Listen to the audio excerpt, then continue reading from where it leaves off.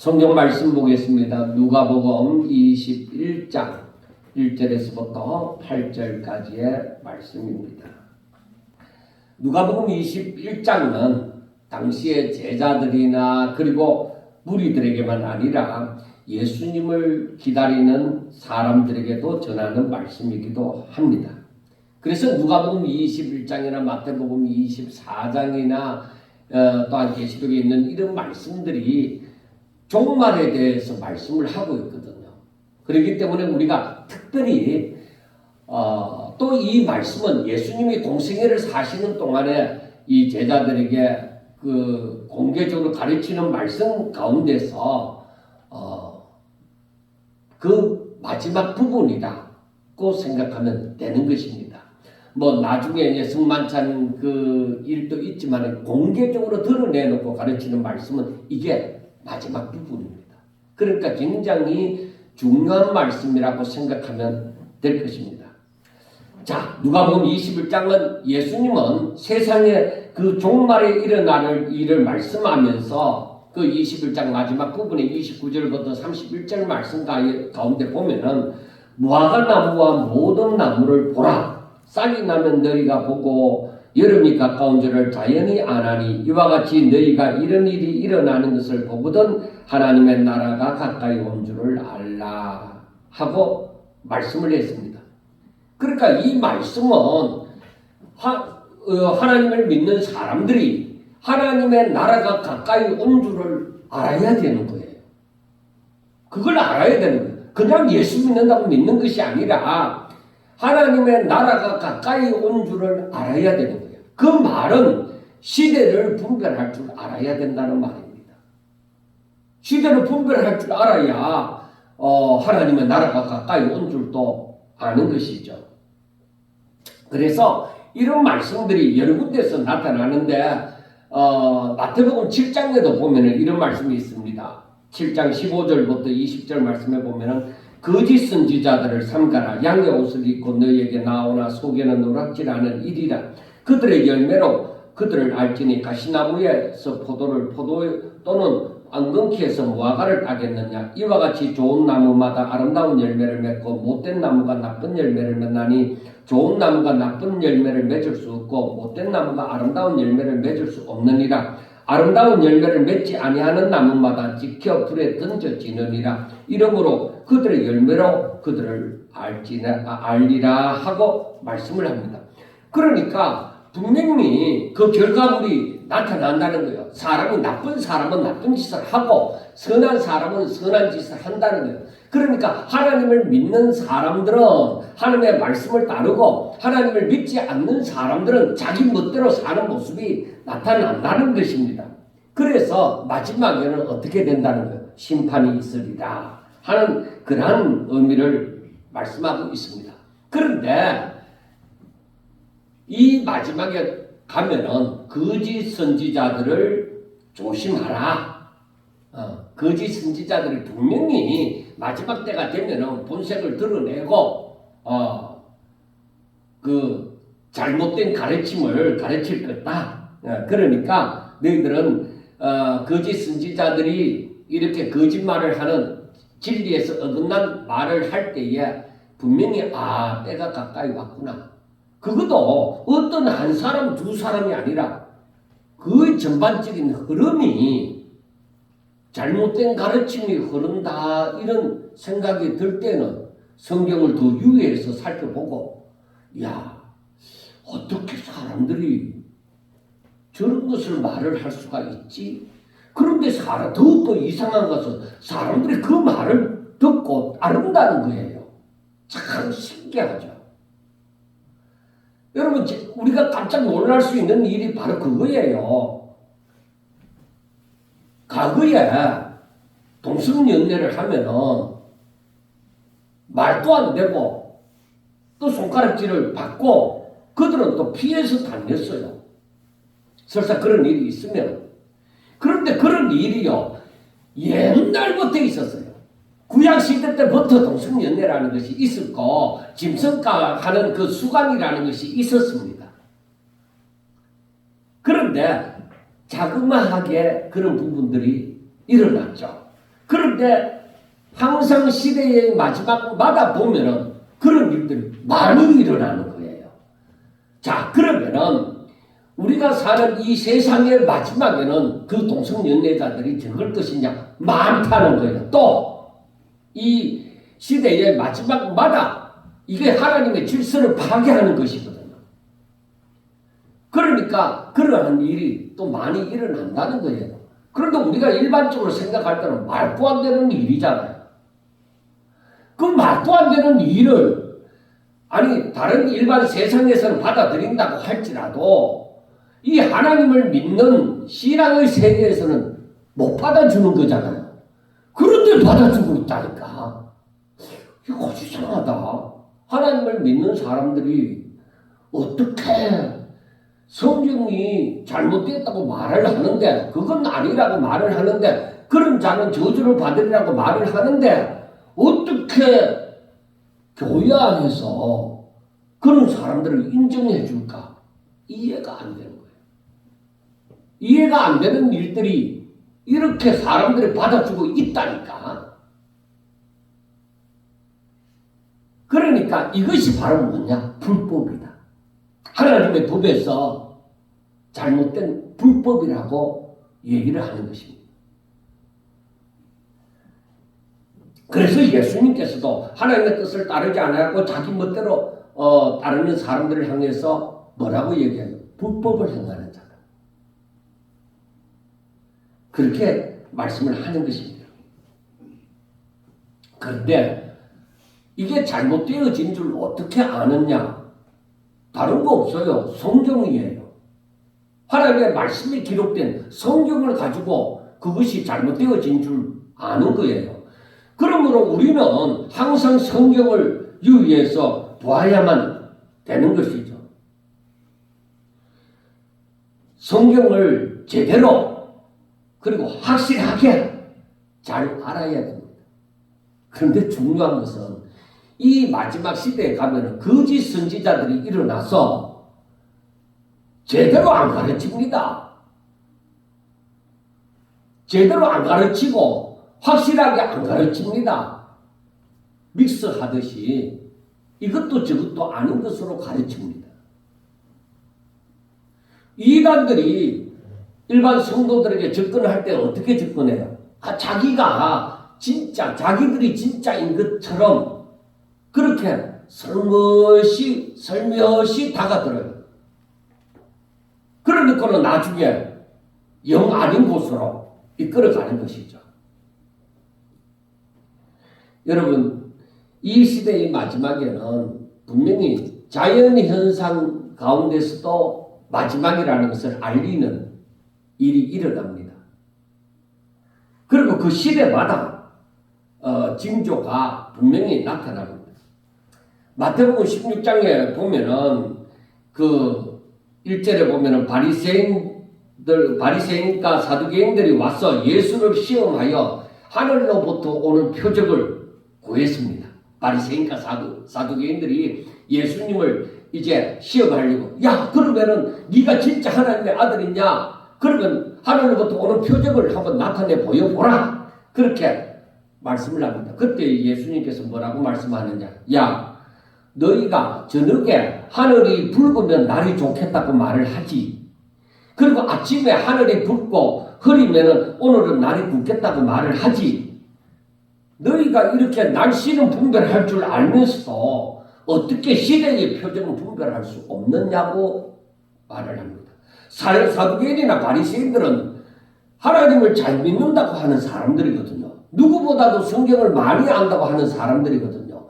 그런데 너희들이 세상에서 날씨를 보고서 하늘이 나타나는 징조를 보면서 날씨는 분별할 줄 알면서 어떻게 이 세상을 보면서 시대의 표적은 분별할 수 없느냐 그렇게 말씀을 합니다. 그러면서 예수님께서 4절에 마지막으로 하시는 말씀이 악하고 음란한 세대가 표적을 구하나 요나의 표적밖에는 보여줄 표적이 없느니라 하시고 그들을 떠나가십니다.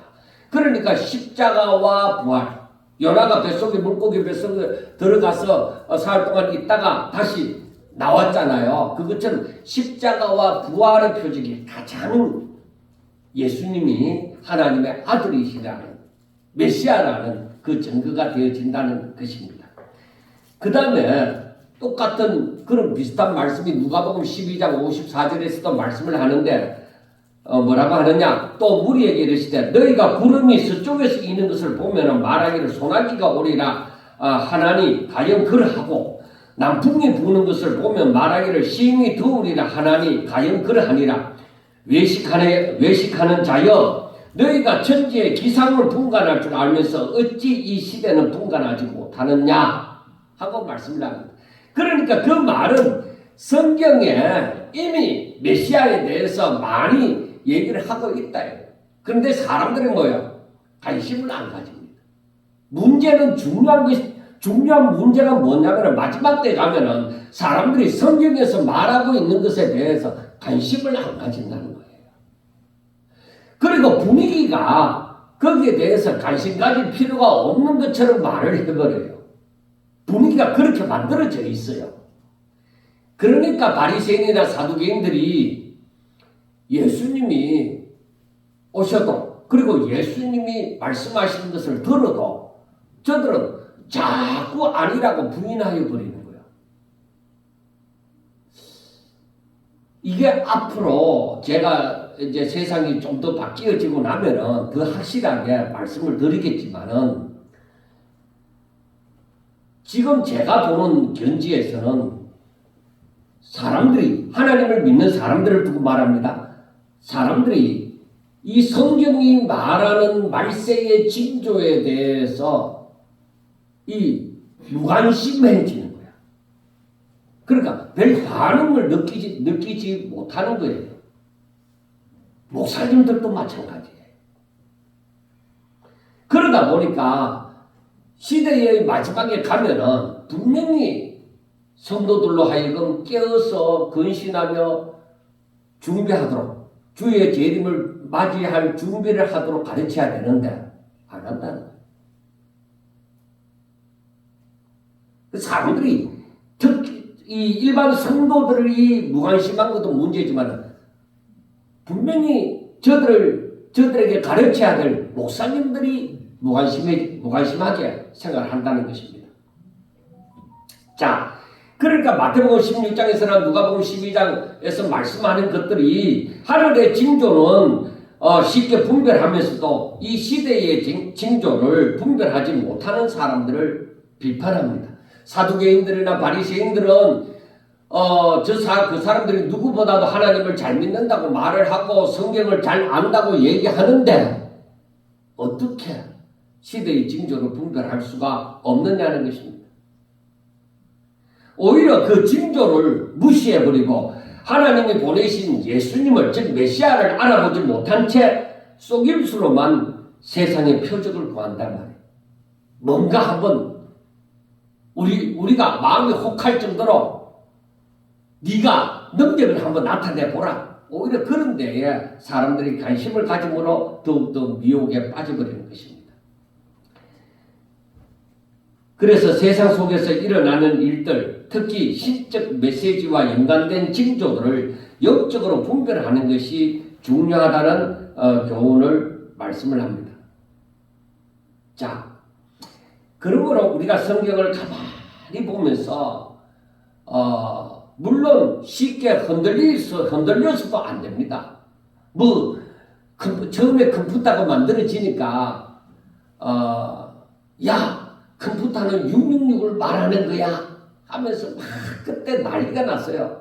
그러다 보니까 제가 그때 전도사 시절이 있는데 그때 제가 사는 그 근처 대구에 근처 큰 교회 아는 목사님들이나 그 전도사님들한테 얘기를 했어요. 이 컴퓨터를 교회가 오히려 빨리 도입을 해서 오히려 모든 부분에 더 교회가 앞서가야 된다고 얘기할 때 나보고 웃긴다고 했어요.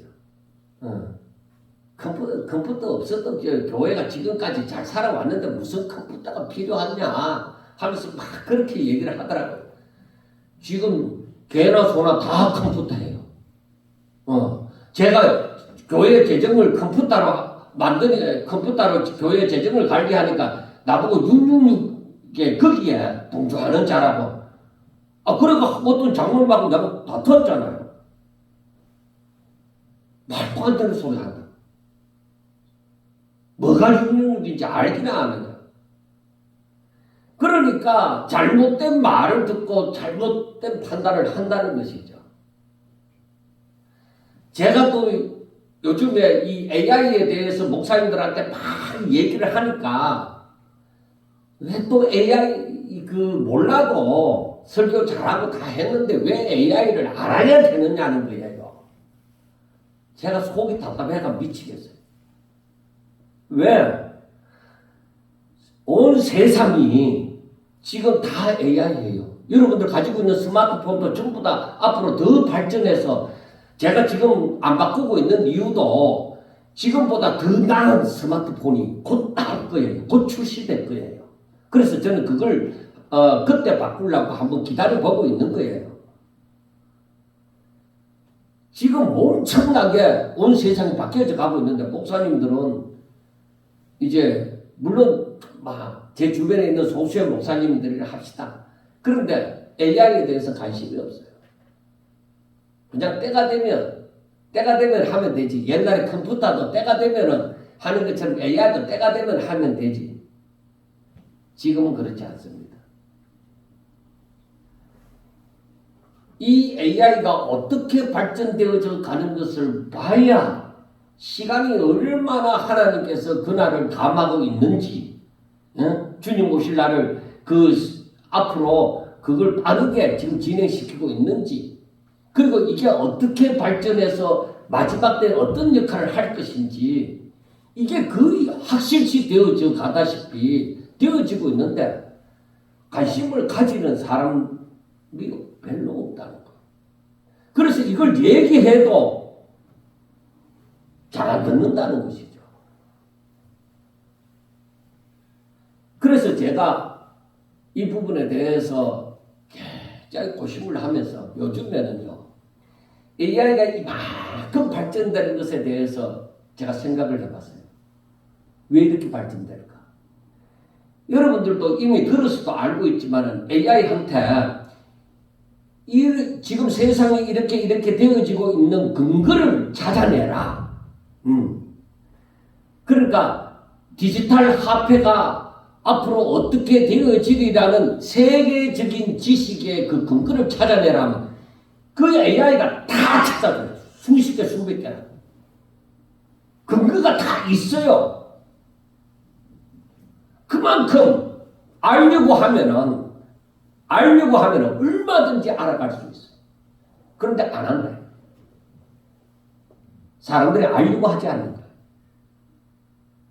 우리 주님 오실 날에 대해서 사람들이 생각하면서 살아야 된다 해서 종말론적인 신앙을 가져야 된다. 그렇게 설교를 해놓고 정작 종말이 다가오는데도 관심이 없는 거예요. 그래서 제가 누가복음 21장도 한꺼번에 제가 묵상을 했잖아요. 화요일날 그 영상을 찍어 보내줬잖아요. 그런데 지금 한꺼번에 설교를 못 하겠는 거야. 왜? 해야 될 말이 많은 것 같아서. 안 그래도 설교가 긴데 더 긴 건 어떻게 되느냐. 그래서 제가 나누었습니다. 자, 여러분들 한번 보세요. 바리새인과 사두개인들이 성경을 많이 안다고 하면서 이런 시대적인 징조에 대해서는 무시를 하고 오히려 예수님이 오셨는데 메시아가 오셨는데도 배척을 해버린 거야. 그러니까 예수님이 그들을 향해서 외식하는 자야, 환히 있을진저 그렇게 말씀을 하는 거예요. 그들이 뭐냐? 거짓 선지자 되는 거예요. 자기들도 천국에 안 들어가고 다른 사람도 천국에 들어가는 걸 막는 그런 존재가 되어버릴 수가 있다는 것입니다. 확률이. 그러므로 우리는 이런 성경의 그 예언된 메시지하고 그 연관된 그 징조들을 우리는 영적으로 분별할 필요성이 분명히 있습니다. 그래서 이 예수님의 마지막 이 메시지, 공개적으로 드러난 마지막 메시지라고 할 수 있는 누가복음 21장을 가만히 살펴봅니다. 자, 그 29절에 뭐라고 했어요? 이에 비유로 이르시되 무화과나무와 모든 나무를 보라고 얘기했잖아요. 그러니까 이것은 너희들이 무화과나무와 이 모든 나무들이 싹이 나면은 너희가 그 잎이 연하고 하는 것을 보면 아 여름이 가까이 왔구나 하는 것을 알지 않느냐. 그런데 이와 같이 너희에게 이제 다음 시간에 얘기할 그 종말의 징조들이 너희 눈앞에 보여지면은 종말이 가까운 줄 알아라는 것입니다. 종말이 다가올 때 이러이러한 징조가 일어난다 이렇게 말씀을 하고 있는데 그런 일들이 너희 눈앞에 가까이 다가오면은 분명히 그걸 하나님 나라가 가까이 온 줄을 종말이 가까이 온 줄을 알아라 하는 말입니다. 그러므로 우리는 깨어 있어서 이걸 알아야 되는 것입니다. 그래서 예수님은 종말의 징조들을 보고서 그리스도의 재림과 하나님 나라의 완성이 가까이 왔음을 분별하라고 얘기합니다. 자연의 변화를 보고 계절을 알 수 있듯이 영적, 사회적, 자연적인 징조들을 통해서 하나님의 시간표를 분명히 분별할 수 있다는 가르침입니다. 더군다나 우리가 많이 읽었습니다만 디모데후서 3장 1절에서부터 5절 말씀에 보면은 말세에 사람들에게 나타나는 말세의 징조들이 나옵니다. 사람들이 어떻게 되는지 압니까? 여러분 지금 우리나라에 정치하는 거 보잖아요. 정치만 아니라 경제도 전부 다 보잖아요. 뭐 경제는 그렇다고 하고 정치하는 거 보세요. 그들이 국민들의 대표가 된다는 거 아닙니까? 국회의원이고 대통령이고 전부 자기중심적입니다. 국민들의 대표가 아니라 나라를 살려보겠다. 그거 아닙니다. 내가 우두머리를 차지하겠다는 그것밖에 안 보입니다. 제가 하나의 글을 써놓은 곳도 있습니다만은 세상의 법이 무너지면 다 무너집니다. 질서는 깨져버립니다. 하나님의 말씀이 무너지면 그 땅은 멸망이 다가옵니다. 그런데 이 나라가 집행하기 위한 법을 만들어놨는데 법이 제대로 집행이 되지 않는다 하면 이건 문제가 되는 거잖아요. 그러면 이 나라는 망하는 거나 다름이 없습니다.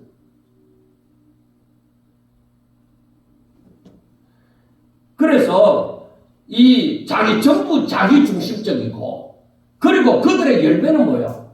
그들의 삶은 어때요? 전부 타락적입니다. 그리고 고통스러운 시대와 영적으로 혼탁한 시대가 올 것이라는 것을 말씀합니다. 그래서 오늘날에 뭐 TV에서나 드라마에서나 그리고 세상에서 떠도는 그 얘기나 전부 다 뭐예요? 말도 안 되는 걸 얘기하고 있습니다. 그리고 마지막에 되면은 하나님께 돌아갈 영광을 전부 엉뚱한 데 다 둡니다. 사람에게 돌리고 짐승에게 돌리고 우상에게 돌린다는 거예요. 그리고 하나님을 믿는다 해도 혼탁한 시대가 옵니다. 하나님을 어떻게 믿어야 되는지 그걸 모르는 거야. 그리고 교회가 뭘 하면은 그걸 왜 해야 되는지 무엇을 위해서 해야 되는지 그걸 모르고 무조건 사람들한테 인기 얻는 걸 하는 거예요. 그게 문제입니다. 데살로니가전서 5장 1절에서부터 6절을 보면은 바울은 이런 얘기를 합니다. 데살로니가전서 5장 1절과 6절 말씀이 중요합니다. 그게 보면은 신자들이 어두움에 있지 않기 때문에 주의 날이 갑자기 그들에게 놀랍게 하지 않을 것이라고 얘기합니다. 여러분, 그러니까 걱정하지 마세요. 정말 여러분들이 하나님을 잘 믿으면은 주의 날이 갑자기 임하지 않습니다. 우리가 느끼는 거예요. 아, 그 시간이 가까이 온다. 내가 철저하게 믿음의 준비를 해야 되겠다. 이걸 알아간다니까. 사도 바울이 분명하게 얘기를 해요. 신자들은 어두움에 있지 않기 때문에 이걸 안다는 거예요. 어두움에 속한 자들은 이걸 몰라. 그런데 성도들은 빛 가운데 거하잖아요. 그렇기 때문에 그걸 안다는 거예요. 깨닫는다는 거예요.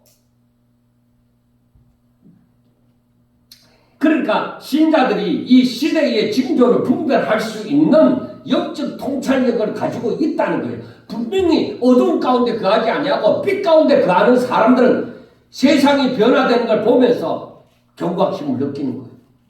아, 때가 가까이 왔다. 느끼게 된다는 거예요. 그러면서 곳곳에서 이 성경 곳곳에서 하시는 말씀이 뭐예요? 항상 기도하며 깨어있으라. 깨어있으라고 말씀을 합니다. 그래서 징조들을 보면서 때가 어떻게 되는가를 알아야만 한다는 것을 말씀을 하고 있습니다.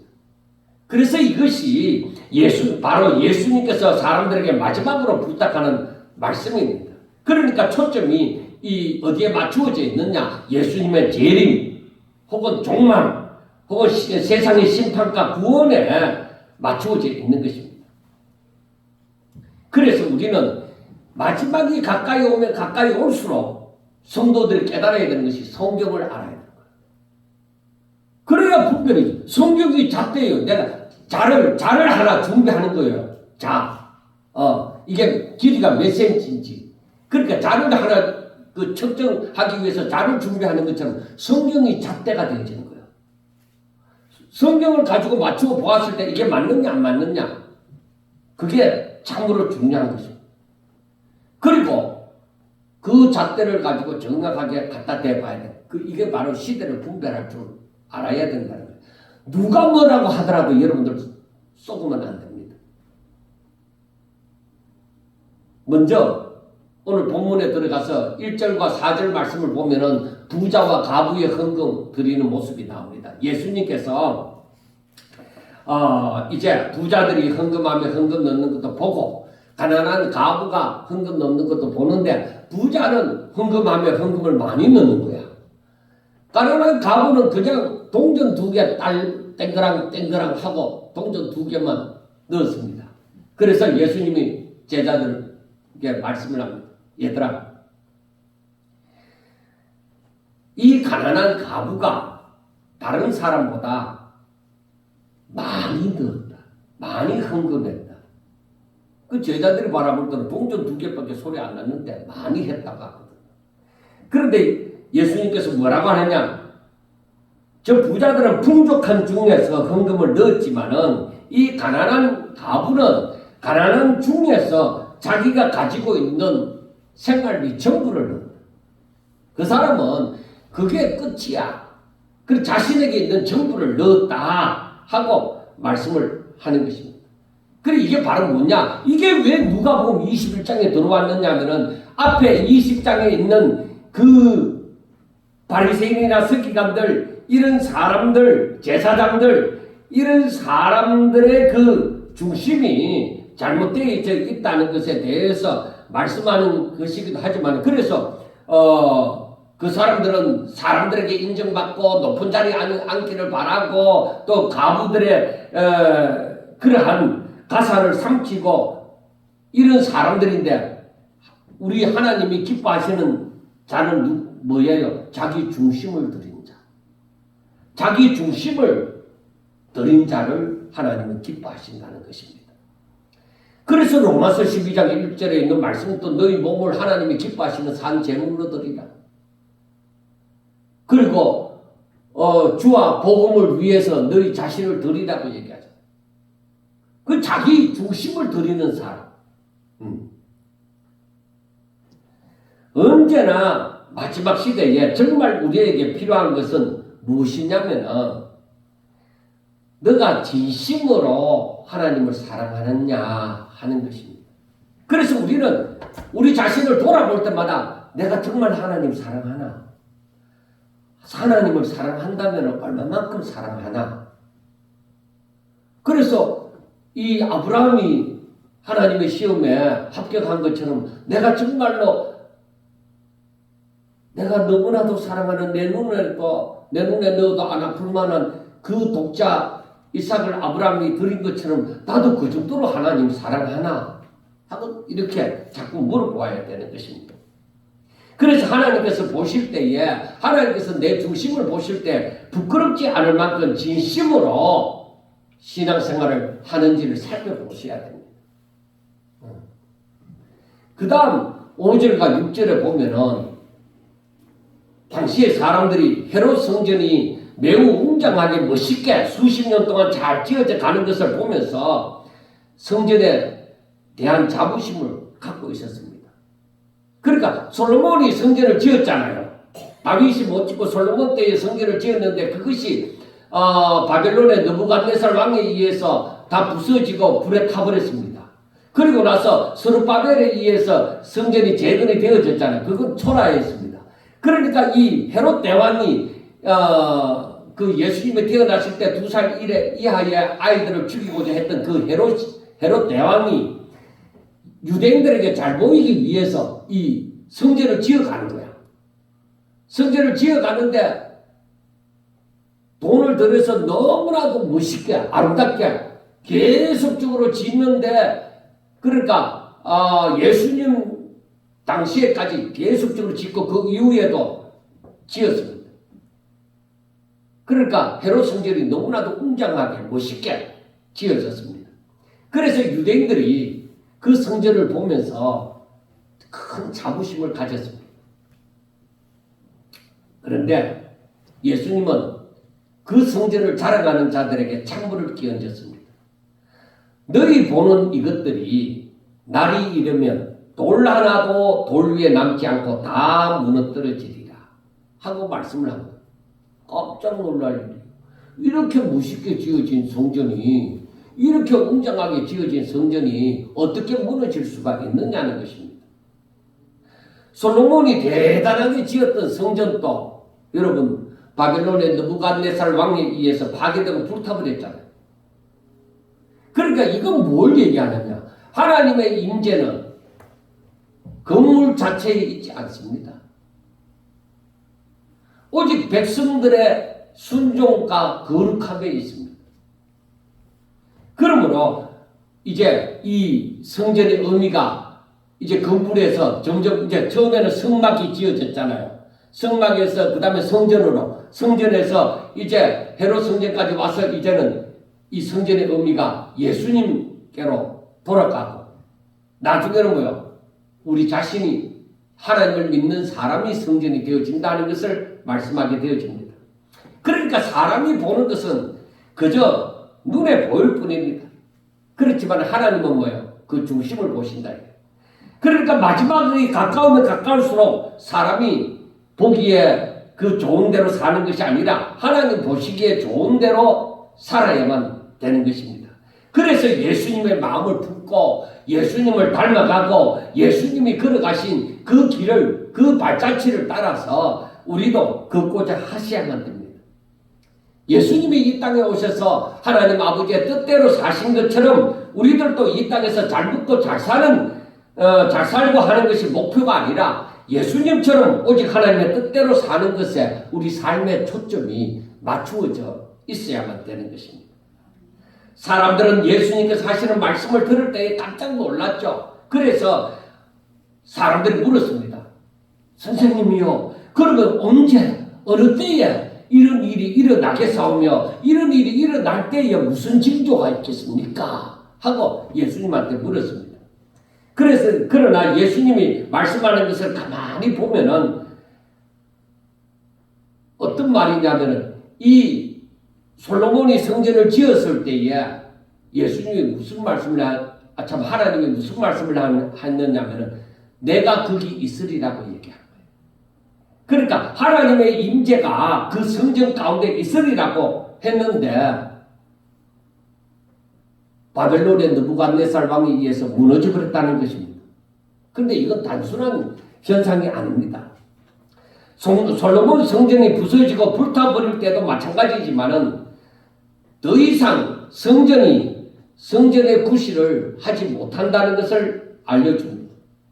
그래서 우리가 앞에 누가복음 19장에 보면은 이 앞에 전전장에 보면은 예수님이 예루살렘에 입성하시면서 이 성전에 예루살렘 성에 들어오면서 이 성을 보시면서 우셨죠. 뭐라고 하느냐? 이러시되 너도 오늘 평화에 관한 일을 알았더라면 좋을 뻔하였거니와 지금 내 눈에 숨겨졌도다. 날이 이를지라 내 원수들이 토두를 쌓고 너를 둘러 사면으로 가두고 또 너와 그 가운데 있는 너 자식들을 땅에 메어치며 돌 하나도 돌 위에 남기지 아니하리니 이는 너가 보살핌 받는 날을 알지 못함을 인함이니라 하고 말씀을 합니다. 그렇지만은 사람들은 하나님의 뜻을 깨닫지 못하고 자기 멋대로 살다가 심판을 맞이한다는 것입니다. 예수님이 말씀을 해도 사람들은 자기 멋대로 살아간다는 것입니다. 그래서 결국에는 예루살렘 성이 포위되고 사람들은 끔찍한 자기 자식을 잡아먹는 그런 일까지 있게 되어졌던 것입니다. 그래서 예수님은 이 성이 되어질 앞날을 보셨기 때문에 그걸 보시면서 우셨던 것입니다. 그리고 그 다음에 하시는 그 누가복음 19장 46절을 보면은 그들에게 뭐라고 했느냐? 기록된 바 내 집은 기도하는 집이 되리라. 기도하는 집이 되리라 하였거늘 너희는 강도의 소굴을 만들었다. 그러니까 성전이 제대로 구실을 하려면은 이게 기도하는 집이 되어져야 되는데 사람들이 자기의 욕심을 따라 함으로 강도의 소굴을 만들었다는 것이죠. 그러니까 성전의 진정한 의미는 없다는 것이죠. 여러분, 예배당의 모습이 중요한 게 아닙니다. 하나님께 예배드리는 자들이 중요합니다. 그들이 진심으로 하나님을 믿는 것을 하나님께서 보시기를 원하시는 것입니다. 그러나 사람들이 하나님을 향한 진심을 어디에서도 찾아볼 수가 없다면 그 예배당은 그냥 하나의 건물에 지나지 않습니다. 진실로 중요한 것은 무엇이냐? 하나님께 예배드리는 자들 한 사람 한 사람이 하나님을 진심으로 사랑하고 하나님의 말씀에 대한 순종의 여부입니다. 그러나 안타깝게도 세상의 종말은 찾아옵니다. 이것은 세상이 최악으로 죄악이 간영하다는 것입니다. 그 죄가 가득 찼다는 거예요. 세상이. 그러니까 우리가 마지막 때는 어떻게 되어진다고요? 이 세상이 전부 죄악으로 가득 찬 세상이 되어진다. 그래서 제가 조금 전에 그 디모데후서 3장 1절부터 5절까지 말씀을 얘기했지만은 사람들이 어떻게 되어지느냐? 디모데후서 3장 1절부터 5절 보면은 그 사도 바울이 분명하게 얘기합니다. 너는 이것을 알라. 말세에 고통하는 때가 이른다. 하고 분명히 얘기합니다. 그리고 사람들이 자기를 사랑하고 돈을 사랑하고 자랑하고 교만하여 비방하며 부모를 거역하며 감사하지 아니하며 거룩하지 아니하며 무정하며 원통함을 풀지 아니하며 모함하며 절제하지 못하며 싸나우며 선한 것을 좋아하지 아니하며 배신하며 조급하며 자만하며 쾌락 사랑하기를 하나님 사랑하는 것보다 더하며 경건의 모양은 있지만 경건의 능력은 부인하니 이 같은 자들에게서 내가 돌았으라. 그래 하나님을 알지 못하고 진심으로 하나님 중심의 삶이 아니라 자기 중심의 삶을 살면은 그 사람들하고 마지막에 가까우면은 그 사람들하고 거리를 멀리하라는 것입니다. 그 사람들 가까이 하지 말라는 것입니다. 그런데 여러분 이 말씀을 가만히 보면서 우리가 살아가는 세상, 지금 우리가 살아가는 세상과 비교하면 어떻습니까? 뭔 얘기입니까? 지금 세상은 안 그래. 아직은 안 그래. 멀리 있다고 생각합니까? 아닙니다. 현실입니다. 여러분 자세히 보셔야 됩니다. 그러나 세상은 이처럼 점점 더 악하여 최악에 도달하지는 않았지만 최악에 도달하면 그때는 예수님이 재림하시는 거예요. 그런데 지금 세상이 이렇게 바뀌어져 가고 있는 도중에 있습니다. 그러면은 세상은 이러할지라도 하나님의 한 말씀은 너희들은 이렇게 살면 안 된다는 것이죠. 이런 사람에서 돌아서라는 것은 세상은 이렇게 산다고 하더라도 너희들은 그렇게 살면 안 된다는 것이죠. 그래서 예수님은 오늘 읽었던 본문 8절에서 뭐라고 말씀하세요? 미혹을 받지 않도록 주의하라. 많은 사람이 내 이름으로 와서 이르되 내가 그러하며 때가 가까이 왔다 하겠으나 그들을 따르지 말라고 말씀을 하십니다. 그러니까 이런 때가 되면 너희들은 미혹을 받지 않도록 해야 된다 하고 말씀을 하는 거예요. 그래 마태복음 24장에서도 말씀하는 것이 예수께서 감난산 위에 앉으셨을 때 제자들이 조용히 와서 이르되 우리에게 이르소서 어느 때에 이런 일이 있겠사오며 또 주의 임하신가 세상 끝에는 무슨 징조가 있사오리까. 예수께서 대답하여 이르시되 너희가 사람의 미혹을 받지 않도록 주의하라. 많은 사람이 내 이름으로 와서 이르되 나는 그리스도라 하여 많은 사람을 미혹하리라. 그리고 마태복음 24장 그 11절과 12절 말씀에는 거짓 선지자가 많이 일어나 많은 사람을 미혹하겠으며 불법이 성함으로 많은 사람의 사랑이 식어지리라. 그리고 어떤 현상이 일어난다는 거예요? 거짓이 판친다. 그러므로 우리가 하나님을 믿는 사람은 이 성경을 이 정경으로 알고 적본을 텍스트로 알고 산다는 거예요. 그런데 내가 이 성경을 믿고 제대로 믿고 살 수가 없다는 거입니다. 그러니까 신앙생활을 똑바로 하고 사는 사람은 배척을 받는 거예요. 야, 세상이 어떻게 그렇게 돼? 아니야. 아직 때가 안 됐어. 그렇게 말하는 사람도 있을 것입니다. 그리고 성경을 잘못 해석하는 사람들도 많이 있을 것입니다. 그래서 그때 되면은 이렇게 잘못 전하는 거짓 선지자가 많다고 했습니다. 그리고 이 사람들의 말을 듣고 넘어갈 사람도 많다고 했습니다. 그리고 그런데 세상은 점점 더 사랑이 식어져 갑니다. 그러니까 우리가 알아야 되는 것은 내가 예수다, 내가 재림 예수다, 내가 선지자다, 내 말이 참되다 하고 이렇게 말할 사람들이 사람들을 미혹하는 일이 먼저 있을 것이다. 그래서 이 말은 교회가 하나님의 말씀으로 제대로 세워지지 않을 것이다. 혼돈 상태에 있는 교회들이 많을 것이다 하는 것입니다. 그래서 많은 사람들이 이런 거짓 그리스도나 거짓 선지자들에 인해서 하나님을 떠나게 되죠. 처음부터 대놓고 떠나는 것이 아니라 이 사람들에게 미혹되어져서 결국은 하나님의 뜻에 반대되는 하나님을 배도하는 일이 많이 일어나리라는 것입니다. 그래서 데살로니가 후서 2장 3절에 보면 이런 말씀이 있습니다. 누가 어떻게 하여도 너희가 미혹되지 마라. 먼저 배교하는 일이 있고 불법의 사람, 그 법을 안 지킨다는 것이죠. 불법의 사람, 멸망의 아들이 나타나기 전에는 그날이 이르지 아니하리라. 그러니까 이런 거짓 선지자가 많이 일어나서 사람들을 혼돈시키고 막 지금 뭐가 진리인지 모르겠다고 이런 혼돈 가운데 있는 사람들이 지금 우왕좌왕합니다. 그런데 멸망의 아들이 딱 등장할 때가 있습니다. 그 등장할 때는 그때는 완전 종말입니다. 끝입니다. 그러니까 멸망의 아들 이 짐승이 나타날 때는 언제입니까? 짐승의 표를 받으러 할 때입니다. 디지털 화폐 사용하는 거 그건 문제가 아닙니다. 나를 숭배하라. 그래서 나를 숭배하는 자는 이 표를 네가 정상적으로 이 세상에서 생활할 수 있도록 만들어주겠다. 그 표를 주는 거예요. 그게 예수님, 마귀가 예수님을 시험할 때는 뭐가 다릅니까?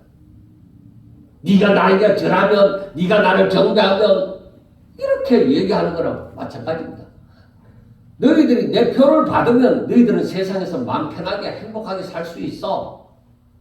근데 표를 안 받으면 상거래를 못하는 거죠. 물건을 사고 파는 일이 안 되는 것이죠. 그러니까 지금 얼마나 급하게 지금 세상이 바뀌는지 이걸 보면은 제가 하는 말이 자칫하면 우리가 살고 있는 이 세상 가운데서 이 종말이 올지도 모르겠구나. 그렇게 생각할 수도 있다는 것입니다. 왜냐하면 분명히 우리나라도 이 디지털 화폐를 지금 시험하고 있으니까 그러니까 26년도부터 30년 초반까지는 이 디지털 화폐 사용이 이제 완전 실시가 된다고 하니까 완전 실시가 된다고 해도 아마 처음에는 현금과 같이 거래를 한다고 했습니다. 처음에는. 그런데 나중에는 디지털 화폐만 현금 없이 디지털 화폐만 사용하는데 이때도 제재가 많을 겁니다. 나라의 지도자가 어떤 사람이냐에 따라서 감시가 다 스캔되고 있을 것입니다. 그리고 세계 이 짐승이라는 마지막 때 나타나는 이 멸망의 아들, 이 불법의 사람이 딱 나타날 때는 짐승의 표를 받으라고 할 것입니다. 그래 그게 이 디지털 화폐를 사용할 때 받는 칩과 그게 같느냐 틀리냐는 이게 지금 문제예요. 그러니까 이게 앞으로 되어지는 것을 보면은 같이 통용이 될 수도 있다고 하니까 이 하나님을 믿는 사람들에게는 굉장히 문제가 되어질 거다 생각이 되어집니다. 그러나 염려하지 않을 것은 분명히 내 믿음이 오직 하나님께로 되어져 있다고 하는 것으로 말미암아 이렇게 분리가 되어진다고 하면은 짐승이 드러날 때는 불법의 이 사람이 드러날 때는 분명히 자기 곁에 숭배하는 그런 표를 받으라고 하지 않겠나 그렇게 예상만 되어집니다. 그리고 디모데전서 4장 1절에 보면은 그러나 성령이 밝히 말씀하시기를 후일에 어떤 사람이 믿음에서 떠나 미혹하는 영과 귀신의 가르침을 따릅니다. 그리고 이것은 분명하게 알아야 됩니다. 이건 사탄의 영이다. 사탄의 종들이다. 이건 하나님의 종들이 아닙니다. 이 사람들은 사탄의 종들이다. 그런데 많은 사람이 이 믿음에서 떠나서 하나님 그리고 믿음에서 떠난다는 것은 믿음 가운데 있었는데 하나님을 믿는 척 했는데 떠난다는 거예요. 배도한다는 거예요. 그래서 그 귀신의 가르침을 따른다는 거예요. 그러므로 성경은 말세의 신앙의 혼란과 배교 그리고 적그리스도의 출현 그리고 진리를 따르기보다 사람의 욕심과 쾌락을 쫓는 시대가 점점 더 다가오리라고 생각이 되어집니다. 그러므로 거짓에 속한 자들을 우리는 분별할 수 있어야 됩니다. 더구나 저들은 사탄의 힘을 받아서 기적과 표적을 행하면서 많은 사람을 미혹하고 하나님의 진리를 대적하는 일이 있을 것입니다. 그러므로 그 사람들은요, 딱 분별할 수 있는 게 하나님의 뜻대로 살고자 하느냐? 아니에요. 바로 순종보다는 사람의 욕심을 따라서 자기 원하는 대로 살 것입니다. 주와 복음을 위해서 자신을 온전히 드리느냐 드리지 못하느냐가 또 나중에 갈림이 되어집니다. 내 소원이 주와 복음을 위해서냐 아니면 내 만족을 위해서냐 하고 여기에서 딱 갈려질 겁니다. 결단을 해야 될 때가 올 겁니다. 그러나 이미 하나님의 은혜로 말미암아 깨달은 사도 바울과 같은 사람들은 딱 그 길이 보여지는 것이죠. 내가 완전한 존재는 아니라서 때로는 넘어지고 자빠지고 할 때도 있지만은 내 중심이 뭐예요? 다윗이 넘어져도 그 중심은 어때요? 하나님 중심으로 딱 서 있잖아요. 그래서 제가 여러분들에게 완전한 자가 되어져야만 된다. 이게 아니라 내가 오직 예수 그리스도를 믿음이 완전해야 되는 거예요. 나는 확실하게 예수님을 믿습니다 하는 고백이 되어져야 되는 거예요. 그래 그 고백이 있고 나는 하나님의 뜻이 이루어지는 것을 나는 원한다. 나는 살아도 죽어도 하나님의 뜻이 이루어지는 것을 원한다 하는 그 마음이 못 박힌 것과 같이 딱 서 있는 거예요. 이게 완전한 거예요. 여러분 가만히 생각을 해보세요. 사람들이 왜 미혹을 당하겠습니까? 성경은 왜 그들을 거짓이라고 말하겠습니까? 그것은 바로 진짜 메시아, 진짜 선지자들인 척 하기 때문입니다. 그런데 그들은 양의 탈을 쓴 일입니다. 사람들은 아무것도 알지 못하고서 사탄의 힘을 받은 자들의 그 미혹에 넘어갑니다. 그러므로 우리를 보고서 이때에 마지막 때에 가면은 완전히 혼돈의 세상이 되어지니까 정신 차려야 된다. 네 정신 차려야 된다. 그리고 사자굴에 사자한테 잡혀가더라도 네 정신 차리면 살고 정신 못 차리면 네 잡혀 죽는 거야. 그겁니다. 그래서 우리 보고 그 혼돈의 시대가 오니까 정신 차려라. 깨어있어. 네 잠들면 죽어. 깨어있어. 정신 차려 있어야 돼. 안 그러면 네 잡혀 죽어. 그러면 경고장. 그래서 내가 정신 차려서 깨어갖고 정신 차려 딱 있기 위해서 내 이 행동 반경을 조심하는 것이 근신한다는 것이죠. 항상 하나님의 뜻대로 살리고 근신하는 삶을 산다는 것입니다. 여러분, 그러므로 징조를 분별하는 일이 너무나도 중요하다. 특별히 미혹을 받지 않도록 주의하라는 말씀은 단순하게 정신 차리라는 의미가 아닙니다. 종말의 미혹과 영적인 속임수에 넘어가지 않도록 철저히 경계하고 분별하라는 말입니다.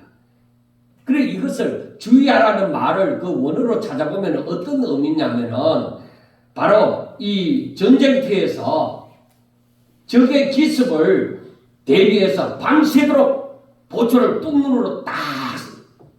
뜬눈으로서 경계를 하는 그 보초병의 그 태도와 경계심과 마찬가지인 거예요. 그만큼 정신 차리라는 거예요. 이 마지막 지금 여러분들 이걸 크게 못 느낀다 하더라도 시간이 지나면서 점점 가까이 오면 느끼게 되어집니다. 분명히 하나님을 사랑하는 자는 성령으로 말미암아 깨달음이 와지는 거예요. 그러니까 육의 삶을 사는 것이 아니라 육에 속한 삶을 사는 것이 아니라 영에 속한 삶을 사셔야 됩니다. 제가 언제 이만큼 이 부분에 대해서 얘기를 합니까? AI가 나오고 난 다음에 좀 더 확실한 근거를 제가 수집을 할 수가 있는 거야. AI 맹신자가 아닙니다. 저는 AI하고 다툼을 합니다. 그들이 잘못 판단하는 것에 대해서는 저는 반박을 합니다. 자, 그러려면은 이와 같이 주의하는 삶을 살고자 하면은 이 미혹을 받지 않고 내가 정신 차려서 주의하는 삶을 살고자 하면은 먼저는 하나님의 말씀에 깊이 뿌리를 박아야 됩니다. 그래야만 분별력을 갖출 수 있어요. 그러니까 여러분 하나님의 말씀을 내가 언제 믿었든지 간에 하나님의 말씀을 읽든지 듣든지 하면서 정신 차리셔야 됩니다. 여러분 신앙생활 대충 하지 마세요. 내 바쁜 삶에 신앙을 포기하지 말라요. 신앙을 팔아먹지 말라요. 여러분도 노아의 때나 롯의 때를 보라고 하는데 그들이 전부 다 뭐라고 해요? 전부 다 나는 시집가고 장가가고 뭐 장사하고 나는 밭을 사시니까 가봐야 되고 전부 다 자기 삶에 바빠요. 오라고 할 때 못 와요. 줄 빼먹지 말라고. 여러분, 그러니까 이 말은 물론 드러나게는 주의를 지키라는 것이지만 내 마음의 중심이 하나님에서 벗어나지 말라는 말이에요. 그 모든 것의 기준이 성경이 되어집니다. 다음에는 예수님을 아는 바른 신앙.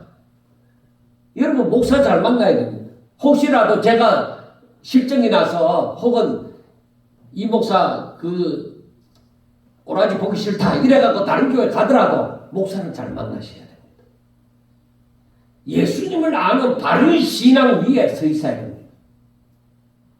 요한복음 17장 3절에 보면은 영생은 곧 유일하신 참 하나님과 그가 보내신 자 예수 그리스도를 아는 것이니이다 했기 때문에 적그리스도와 거짓 선지자들은 분명히 이 하나님에 대해서 제대로 말하지 않습니다. 잘못 가르치든지 말하지 않습니다.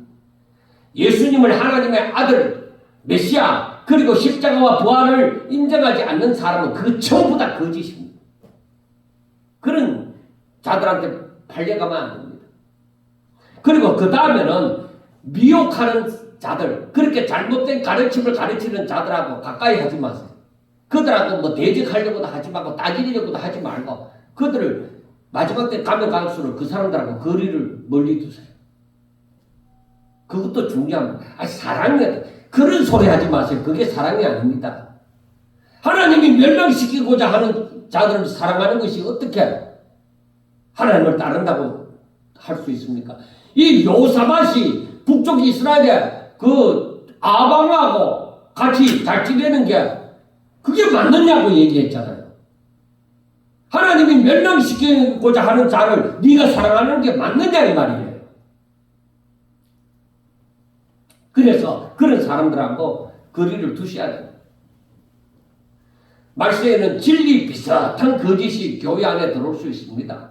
사랑을 말하지만은 오히려 죄에 대해서는 침묵하거나 복음을 희석시키는 그런 자들. 아이고 막 대충 그래 살아도 됩니다. 누가 완벽한 자가 어디 있습니까? 하고 그런 말을 하는 사람들이 있을 겁니다. 그렇게 하지 마세요. 여러분 그 다음에 하나님 앞에 내 자신을 드러내놓고 기도하고 하나님의 도우심, 성령의 도우심을 구해야만 됩니다. 왜? 마가복음 13장 33절을 보면은 주의하라, 깨어있으라, 그때가 언제인지 알지 못한다. 그러므로 깨어있으라는 겁니다. 기도 안 하고 깨어있는 것은 불가능합니다. 성령의 조명과 내적인 감동을 통해서 거짓을 감지하고 피할 수 있는 그런 성경 말씀으로 말미암은 성령으로 인한 예민성을 가져야 됩니다. 아이고 이 목사는 너무 까다로워, 너무 까칠해. 아닙니다. 제가 다른 데서 까다롭고 까칠한 거 없습니다. 저는 모든 부분에 유한 편입니다. 그런데 성경에 대해서만은 까칠합니다. 못 빠져. 그리고 마지막으로는 이 제가 이 말씀을 이제 묵상하면서 또 성경을 보면서 또 주석들을 보면서 이 마지막 때 대안이 뭐냐? 공동체입니다. 왜 그러냐? 히브리서 10장 25절을 보면은 모이기를 피하는 어떤 사람들의 습관과 같이 하지 말고 오직 그날에 그날이 가까움을 볼수록 더욱 그리하자.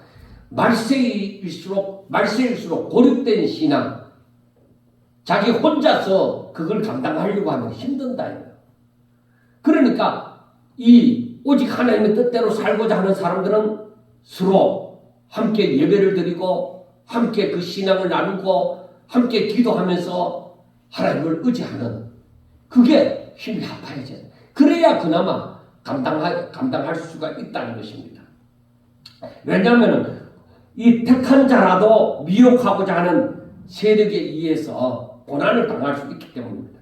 그러므로 진리 위에 바로 서고 깨어있고 성령의 도우심과 공동체의 보호 아래 살아가는 것이 우리들이 취해야 될 그 태도입니다. 여러분 자신의 삶이 너무 바쁨으로 지금 예수님께서 말씀하신 종말의 때가 다가와도 자신의 삶에 빠져서 전혀 경계심을 갖지 않고 살아가는 것은 자만입니다. 교만입니다. 나 이래 살아도 하나님 나라에 갈 수 있어. 나는 하나님 믿어. 여러분 사탄은 우리의 연약한 점을 잘 알고 있습니다. 그렇기 때문에 마지막 때 가면은 딱 알곡이냐 죽적이냐 딱 판단은 납니다. 중간은 없습니다. 그래서 바로 하나님께서는 미지근한 신앙을 입에서 토하여 내치겠다고 하는 것입니다. 여러분 지금이 어느 때라고 생각합니까? 징조가 거의 보이지 않습니까? 아니면 징조가 너무 많아 보입니까? 우리가 이러한 징조를 분별하지 못하고 지금 때가 어느 때인지 알지 못하면은 불안해하고 염려하고 근심하고 나중에는 어떤 일이 일어나는지 압니까? 다음 주에 얘기하겠지만 놀라 자빠지는 일도 생깁니다. 너무 놀라서 도대체 세상이 어떻게 돌아가는 거야? 이러한 일이 분명히 일어납니다. 여러분, 제가 여러분들의 마음을 불안하게 하기 위해서가 아닙니다. 오히려 믿음을 돈독하게 하기 위해서. 우리 하나님 잘 믿자. 이 길만이 앞으로 보험 여는 것. 제가 그 소담교회에서 이 사거리에 이렇게 간판 들고 이렇게 있잖아요. 차 타고 지나가다 보면은 그거 뭐 예수 믿는 것이 보험 뭐 최고의 보험이라는 그런 얘기가 있어요. 그걸 보험에 어떻게 비교하냐 하는 생각이 또 제가 갑자기 들었던 거예요. 그런데 여러분, 그 마지막 때 내가 죽을 때까지 뭐 보장해주는 그 보험이 있다고 하더라도 그거 다 소용없습니다. 마지막에는 아무 소용없습니다. 여러분, 살아있을 동안에 실비나 잘 받고 병원에 잘 다니시고 죽을 때 되면 죽으세요. 그게 복입니다. 억지로 살려고 하지 마세요. 진짜 그건 제 진심이에요. 왜냐? 여러분, 마지막 때는 더 감당하기 힘든 세상이 다가옵니다. 앞으로 지금부터는 그렇습니다. 오히려 지금 이게 일할 수 있을 때 일하라는 얘기입니다. 내가 일할 수 있을 때 일해라. 우리가 일상적인 우리 인생에서도 그렇잖아요. 이 시기 지나면은 일 못합니다. 일할 수 있을 때 일하는데 주의 이름으로 하고, 어떻게 하면 하나님 앞에 영광 돌리고, 내가 일할 수 있을 때 어떻게 하면 하나님이 기뻐하시는 일할까? 내가 하나님의 사람으로 살까? 여러분, 그걸 고민하게 되어질 때에 성령이 그 가운데 역사하는 거야. 왜? 성령은 우리가 그렇게 살기를 바라고 계시기 때문입니다. 그걸 도우십니다. 그래서 정말 이 마지막 때에 하나님이 주신 지혜로, 하나님이 주신 그 성령의 능력으로 정말 최고의 성도가 될 수 있기를 주의 이름으로 축원합니다. 기도드리겠습니다. 하나님 아버지 감사합니다. 사랑하는 우리 성도들 꼭 붙잡아 주시옵소서. 저들이 하나님의 말씀에서 좌로나 우로나 흔들리지 않게 하여 주시옵시고, 저들은 오직 하나님만 바라보며 정신 차려서 깨어서 주께서 기뻐하시는 그 길을 걸어갈 수 있도록 도와주시옵소서. 저들에게 더욱더 지혜를 허락하여 주셔서 올바른 삶을 살아갈 수 있도록 하여 주시고, 항상 성령의 인도함을 받을 수 있도록 주여 축복하옵소서. 예수님 이름으로 감사하며 기도드리옵나이다. 아멘.